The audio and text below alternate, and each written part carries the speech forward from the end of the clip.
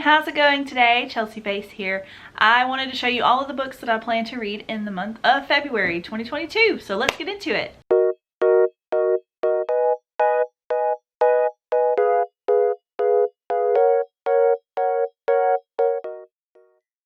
The first thing I want to read is a manga, and I'm going to have to cover it up because it is very risque if you can't tell what's happening. They're in a tub. It is Our Teachers Are Dating Volume 3. It's very cute so far. Love the series, but it is very smexy, and there's only 4 volumes if I understand correctly, but this is a very cute adult Yuri romance between these 2 teachers, and it's just sweet. There's a lot of consent. There's a lot of, you know, relationship drama, but in the way of normal. Like, you want to make sure that you both really are into what you're doing, that kind of stuff. Just, you know, real life drama, not so much triangles and misunderstandings and just not talking to each other drama. It's real. So it's really cute though. It's sweet, it's sexy, and there's a lot of support for these 2 within the school, and I just love it. It's precious, and I recommend it if you are adult. The next thing I want to read, I'm continuing on with Crown of Midnight by Sarah J. Maas. At the moment, I am on page 115, chapter 15.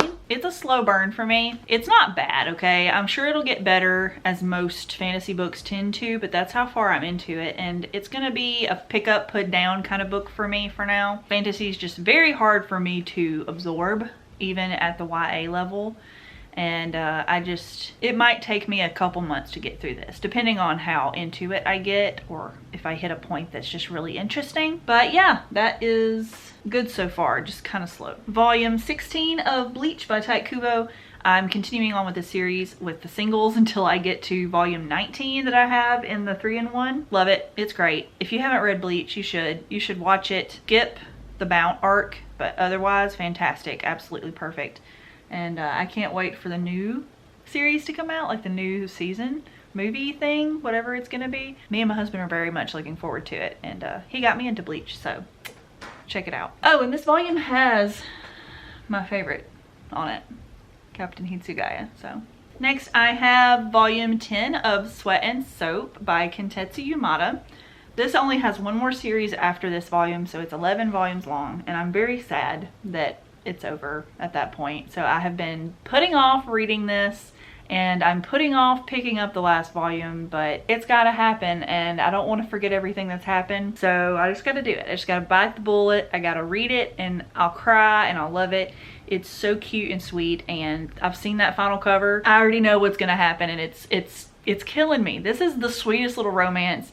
Has a little bit of a smell kink, so just be prepared for that if you're, you know, weirded about it, or if you're a kid, do not pick this up because it is not for children. One of the most precious, realistic romance adult books I've ever read, period. Next I think I've already shown you guys this in a previous TBR, and I haven't gotten around to it yet. It's so short.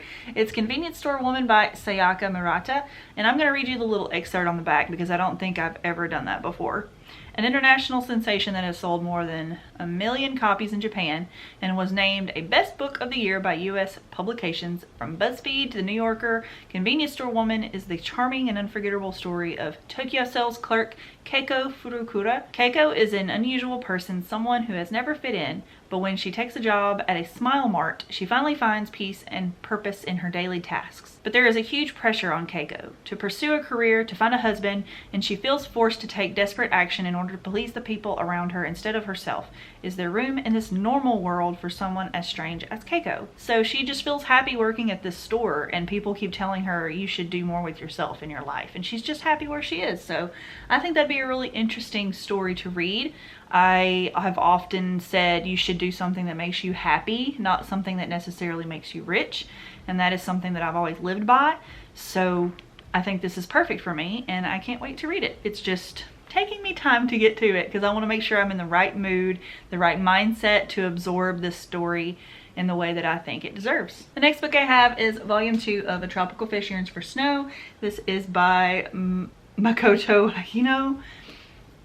Pronunciation's not my forte. This is a younger romance between these 2 girls at their high school. They are part of a, I guess like a marine biology or marine zoologist club marine zoologist or something. They like to look at fish and tropical life. And it's so cute, it's so sweet and very simple. There's a lot of crying in this, a lot of self-discovery, a lot of coming of age, and it's just so pretty. Like, the imagery in here is gorgeous. There's so many fish, and I just love the art. The characters are cute, and it's just sweet. It's just a sweet little series, and I'm excited to continue it. I only have 2 volumes though, so I'm pretty slow at picking this one up. I have Down Among the Sticks and Bones by Seanan McGuire. This is the second book in the Wayward Children series, which I have yet to read. I did find a copy of it used for a good deal, so I'm excited to finally have it. And pretty short book. It's only 180, 190, maybe 200 pages total. Very, very excited to read it. I have no idea what genre this was gonna hit. It looks really dark and scary, spooky, grim feeling, so I'm wondering if that's the vibe we're going for. But I think this is about Jack and Jill, so from the first book, their story, so I'm excited to read that. The next book I have is a middle grade that I picked up at my local bookstore called Pax. This is by Sarah Pennypacker, and it's illustrated by John Klassen, and this has won the National Book Award long list, #1 New York Times bestseller. It's got those really pretty deckled edges, if you can see it, which I love in books. It's got a very nice cover. I'll read you the synopsis on this one because I don't quite remember what it's about. Pax and Peter have been inseparable ever since Peter rescued him as a kit. But one day, the unimaginable happens. Peter's dad enlists in the military and makes him return the fox to the wild. At his grandfather's house, 300 miles away from home, Peter knows he isn't where he should be with Pax. He strikes out on his own despite the encroaching war, spurred by love, loyalty, and grief, to be reunited with his fox. Meanwhile, Pax, steadfastly waiting for his boy, embarks on adventures and discoveries of his own. So it's just a cute story about friendship, I think, and a boy growing up and his pet fox looking for him. And I love foxes.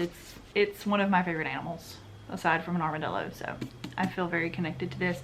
And it sounds like it's gonna be cute, and it's pretty illustrated. I'm trying to see if there's like a drawing in here. Oh, there was. It's just a cityscape, but it's a drawing. Very cute. But yeah, can't wait to read that. Last thing I have for this month is volume 5 of Living Room Matsunagasan. This is by Keiko Iwashita. And this is a series that I don't really want to finish because I'm enjoying it so much. And I know it's going to take a turn soon that I may or may not like. I don't know yet, but we'll see when I get to it. But I've heard some spoilery things from people, and it kind of upsets me a little bit when people post spoilers on Instagram without a warning or anything, not even in the description. They don't have 2 or 3 swipes over to see it. It's just front and center, spoiler alert. And I know that this has been out for a little while. I don't even know if it's complete yet, but still, like, I don't care if it's 100 years old. I don't want to be spoiled for something. I like it to be new for me. Matsunaga-san is my favorite. He is beautiful. I'm glad that I'm collecting this series. Okay guys, that's it for my February TBR. I hope you enjoyed this video. If you did, give it a thumbs up and subscribe to my channel, and I'll see you in the next one. Bye guys.